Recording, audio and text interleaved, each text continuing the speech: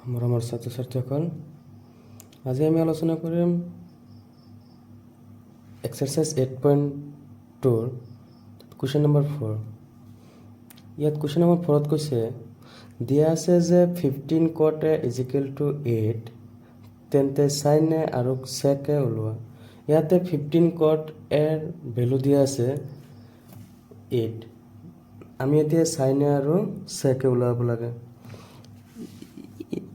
ইয়াত মনোযোগ দিবা, লিখিলো সমাধান। ইয়াতে লক্ষ্য কৰিবা, ইয়াতে দিয়া আছে 15 cot A, আমি এইটো লিখিলাম,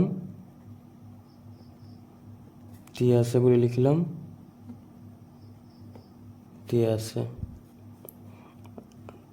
আছে 15 cot A = 8। ইফালে 15টো কটৰ লগত পূৰণ হৈ আছে, ইফালে আহিলে হৰণ হ'ব। আমি লিখিম cot A = 8/15। আমি কটৰ ফৰ্মুলা জানো, b/p।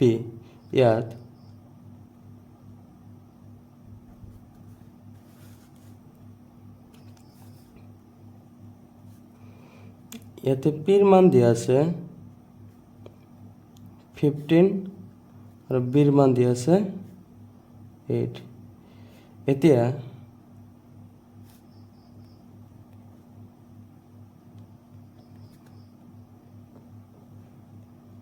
পাইথাগোৰাছৰ সূত্ৰ প্ৰয়োগ কৰিম, ব্যৱহাৰ কৰি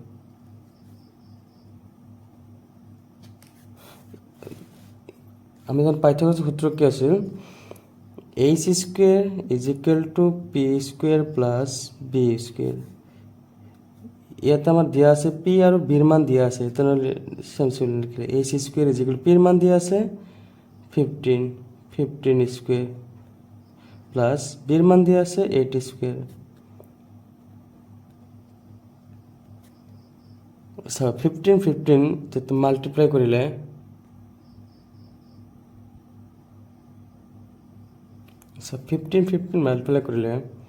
আমাৰ হ'ব 225 প্লাছ 8 মাল্টিপ্লাই কৰিলে হ'ব 64। 4 আৰু 5 9, 2 আৰু 6 8, ফালে 2।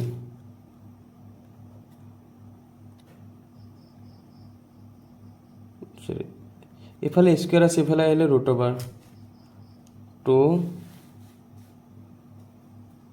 89। 289ক আমি 17² লিখিব পাৰোঁ।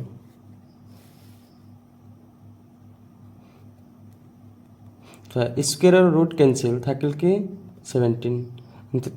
আমি তেনেহ'লে h ৰ মান 17 পালোঁ। এতেকে আমাৰ ওলাব দিছিল sin A। সাইনৰ ফৰ্মুলা আছিল p/h। আমাৰ p ৰ মান দিয়া আছিল 15, আমি h ৰ মান পালোঁ 17।